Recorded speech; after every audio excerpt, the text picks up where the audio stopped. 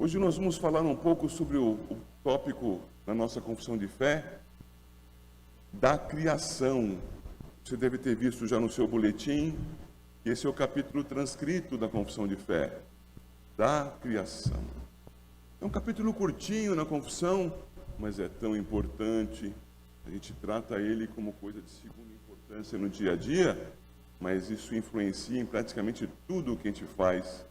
Crer no Todo-Poderoso Deus, saber que Ele é único e tripessoal, saber, pela graça de Deus, que nós temos o seu poder abrangendo a tudo e a todos desde antes da fundação do mundo, saber os seus decretos, e saber que no seu decreto está a criação, que Ele não apenas realizou no passado, mas sustenta no presente e certamente o fará no nosso futuro, na eternidade onde o Senhor vive. Portanto, hoje nós vamos falar de alguma coisa muito importante, muito abrangente e suportada nesses outros conceitos. Deus é o Criador de tudo. Vamos seguir essa ordenzinha aqui, e aí eu já começo com vocês pedindo para que abram suas Bíblias no livro de Jó. Livro de Jó, pastor, mas vai falar de criação? Quando fala de Jó é sofrimento. É só sofrimento, pastor. Não. O livro de Jó fala de um homem que foi provado por Deus, que foi sustentado por Deus, e nisso tudo aprendeu a respeito do Senhor. E esse aprendizado, nas palavras de Jó aqui, nos edificam muito. Jó 38. Depois a gente vai ver um trechinho do 40. Acompanhe aí, por favor, a leitura, meu irmão, minha irmã. Jó 38, de 1 a 7. Depois disto, o Senhor, do meio de um redemoinho, respondeu a Jó: quem é este que escurece os meus desígnios com palavras sem conhecimento? Cinge, pois, os lombos como homem, pois eu te perguntarei e tu me farás saber. Onde estavas tu quando eu lançava os fundamentos da terra? Dize-mo se tens entendimento. Quem lhe pôs as medidas, se é que o sabes? Ou quem estendeu sobre ela o cordel? Sobre que estão fundadas as suas bases? Ou quem lhe assentou a pedra angular, quando as estrelas da alva juntas alegremente cantavam e rejubilavam todos os filhos de Deus? E segue o texto, irmão, com outras perguntas. Algumas delas o homem tem elaborado respostas, mas a afirmação do que sejam ainda é misteriosa. Coisas grandes demais. A gente pode formular e responder: quantos dias demora a prenhez de uma cabrita montesa? Não pode? É só sentar lá do lado, esperar acontecer e contar os dias. Mas e a formulação do porquê é assim? De quais são os mecanismos biológicos envolvidos? Todos. Nós vamos ter algumas especulações, até mesmo com base científica, mas a determinação do que seja, minha gente.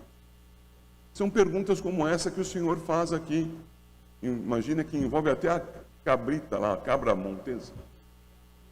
Mas aqui essas perguntas tão básicas e o homem ainda se pergunta como seria. Veja o 40 agora, nos versículos 1 e 2. Disse mais o Senhor a Jó: acaso quem usa de censuras contenderá com o Todo-Poderoso? Quem assim argue a Deus, que responda.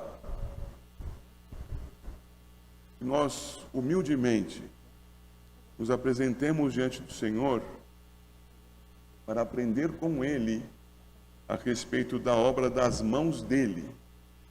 O que Ele fez? Ele nos deu talentos e condições para pesquisar, mas não podemos chegar ao limite de quando, como e onde. Apenas Ele pode dizer isso. Vamos confiar no Senhor. Eu os chamo para ficarem nesse mesmo texto que nós lemos já na abertura, para nós meditarmos um pouquinho sobre o Criador de tudo e alguns exemplos do que Ele criou.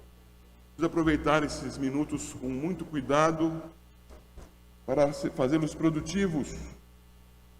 O Criador de tudo. Ora, quando se fala do Criador de tudo, não se exclui nada, a não ser o próprio Criador. Ele não fez a si mesmo, porque Ele é autoexistente e eterno. Sempre existiu. E o sempre existiu quer dizer que não tem começo, não terá fim. Mas o que não é Deus? Só aquilo que Ele fez. O que existe é Deus. O que passou a existir é criação de Deus. Logo, se nós formos falar de tudo, nós não vamos parar nunca, porque é muita coisa. Então, vamos dar alguns poucos exemplos. Primeiro exemplo, lá no 38, versos 4 e 6. 4 a 6. Onde estavas tu, pergunta Deus para Jó. Onde estavas tu quando eu lançava os fundamentos da terra? Aí um geólogo para e pensa, fundamento da terra, então é aquela teoria a respeito do núcleo da terra. E por que uma teoria? Porque o homem nunca fez um buraco que chegue até o fundo. Quando a gente é criança, a gente fica pensando, vou fazer um buraco aqui e vou aparecer lá no Japão. Pois pode continuar sonhando. Esse buraco nunca foi feito. Ninguém tem certeza do que tem lá no meio do planeta Terra. Porque nunca uma cavidade foi feita tão profunda assim. Então, quando a gente pensa em fundamento, alguns vão pensar, está falando daquele núcleo da Terra, magnético, magmático, em teoria. Mas os fundamentos da Terra também se referem ao que a sustenta onde ela está. Veja, verso 4 ainda. Dize-mo se tens entendimento, quem lhe pôs as medidas, se é que o sabes? Ou quem estendeu sobre ela o cordel? Eu paro de novo. Quem fez a medida? Isto é, quem disse vai ser desse tamanho e quem foi lá e conferiu. Está o tamanho planejado?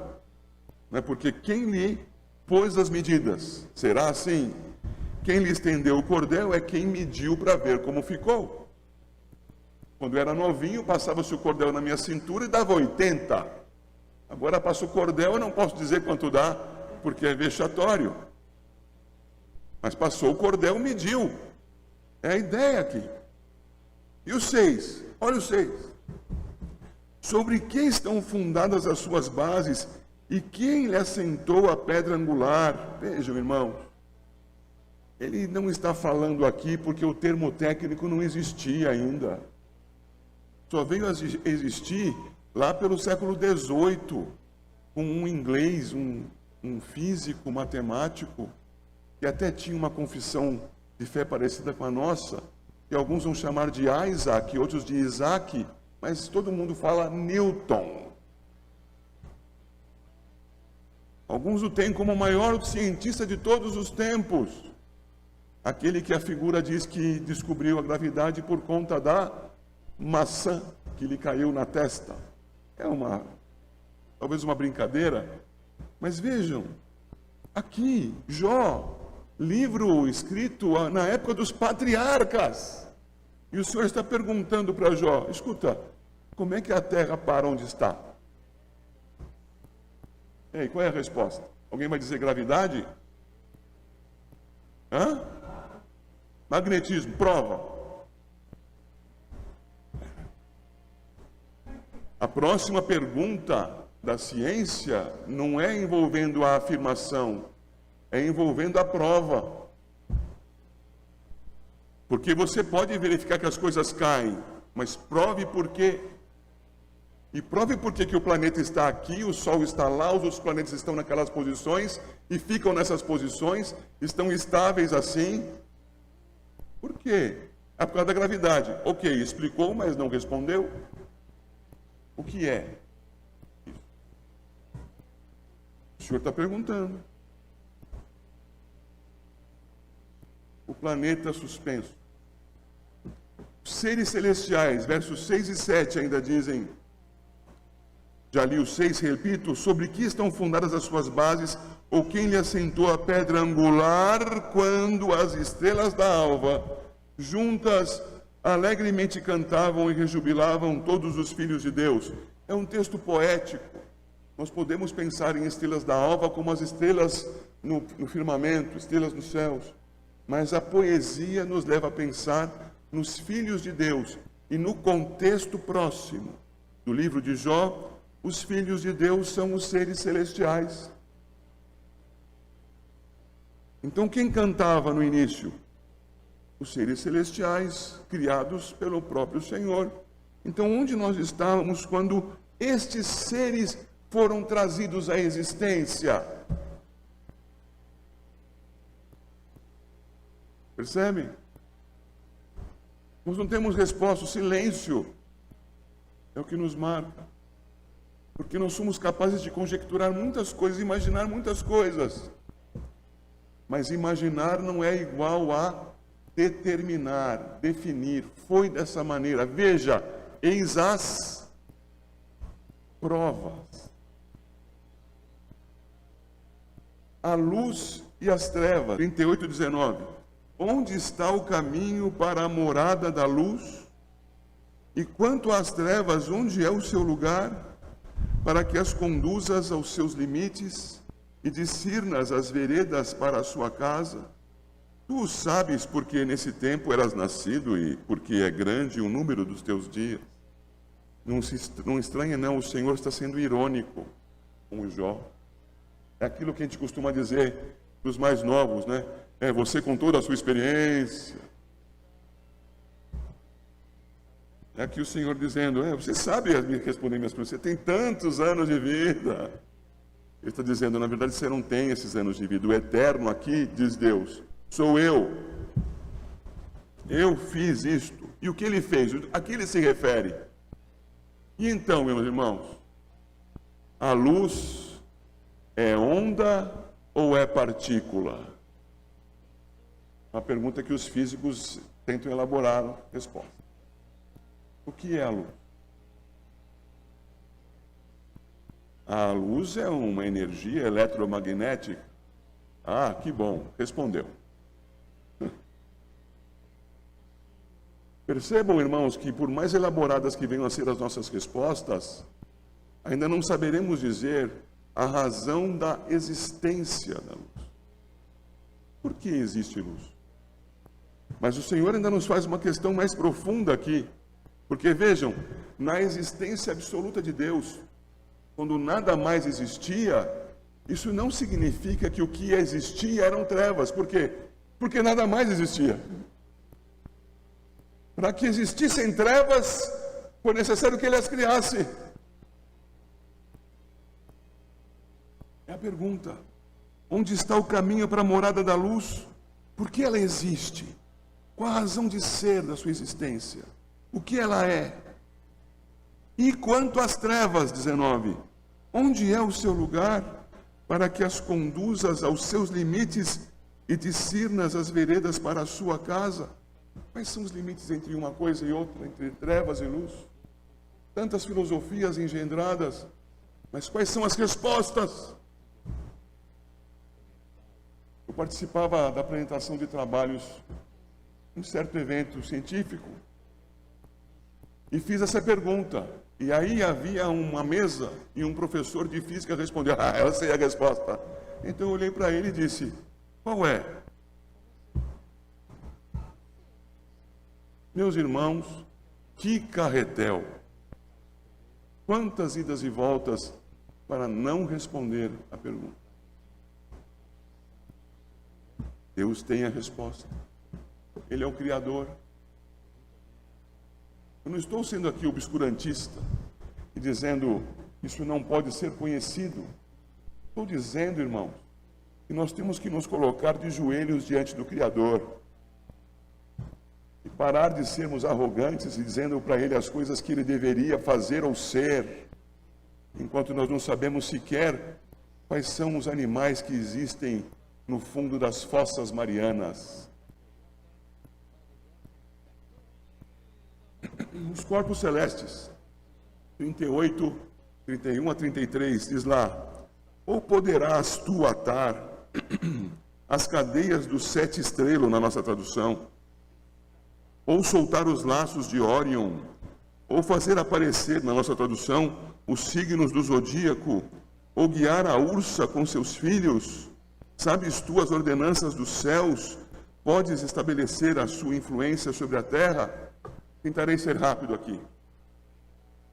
A tradução é para o idioma português e não quer dizer absolutamente que esses sejam os significados do texto na sua língua original. Vou citar um exemplo fácil para você entender.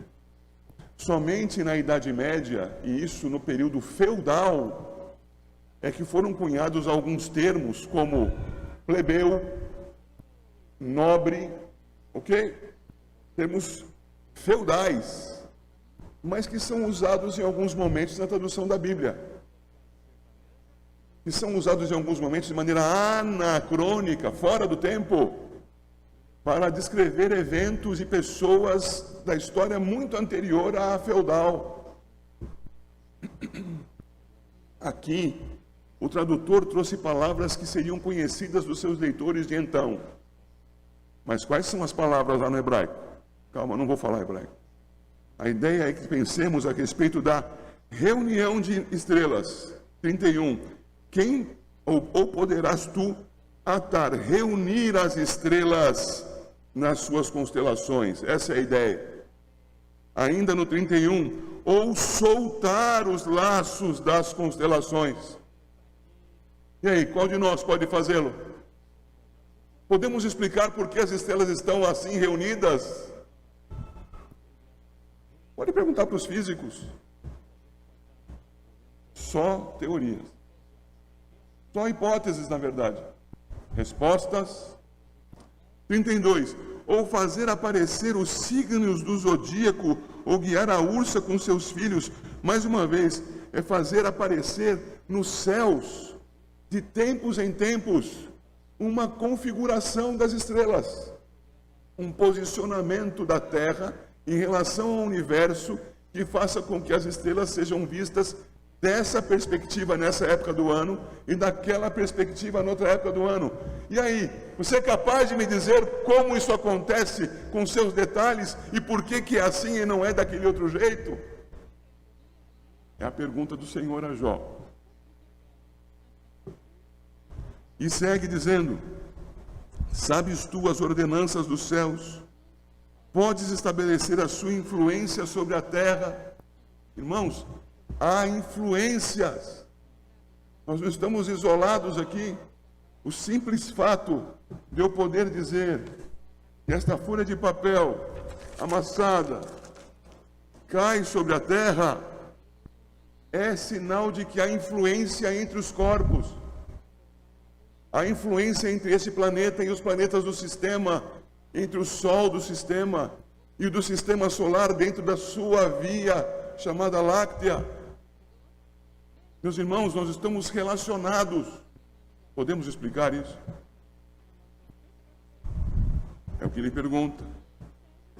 Os corpos celestes, ele é o criador disso. Os seres biológicos, e aqui então eu precisaria de mais uns 40 minutos. Vejam que assombroso isso. Por favor, 40, verso 15. Contempla agora o hipopótamo que eu criei contigo, e vai seguir o texto. Só que esse hipopótamo, 17, endurece a sua cauda como cedro. Meus irmãos, pare e pense um pouquinho, tenta lembrar. Eu tive uma experiência com minhas filhas uma vez, nós fomos até o Simba Safari e tinha um hipopótamo fazendo sujeira. O rabinho do hipopótamo era desse tamanhozinho. Desse. Pronto. Curtinho.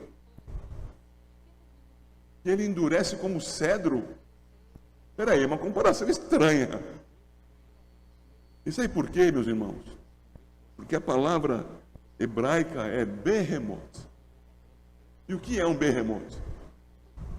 É um animal gigantesco, com patas fortíssimas, cujos ossos são como tubos de ferro, e cuja cauda é como um cedro. E então, que tipo de bicho seria esse? Não tenha medo de pensar.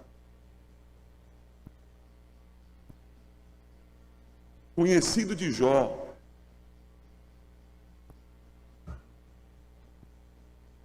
Sabe aqueles pescoçudos que aparecem no Jurassic Park, que dizem que é de milhões de anos atrás? Jó conheceu. Daquele tipo do brachiosauro, sabe? Agora vai para o 41:1. Podes tu com anzol apanhar o crocodilo ou lhe travar a língua com uma corda? Crocodilo, ô tempo cruel. Crocodilo, não é crocodilo. Tem outras palavras para crocodilo na Bíblia que nos contextos mostram claramente que está se referindo a um dragão. Nem é um crocodilo.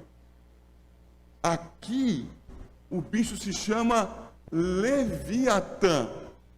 Agora vejam que crocodilo diferente. As suas escamas peitorais são duras como ferro. Você quer matar um crocodilo? É no peito que você tem que acertar, meu irmão, porque ele tem uma couraça em cima. Mas aqui é mais macio. Esse bicho aqui não. As escamas peitorais são duras como ferro. Esse bichinho aqui, o Leviatã, respira fogo. Você lê o capítulo, você vai ver. Esse bichinho aqui não é qualquer coisa. Ninguém o enfrenta.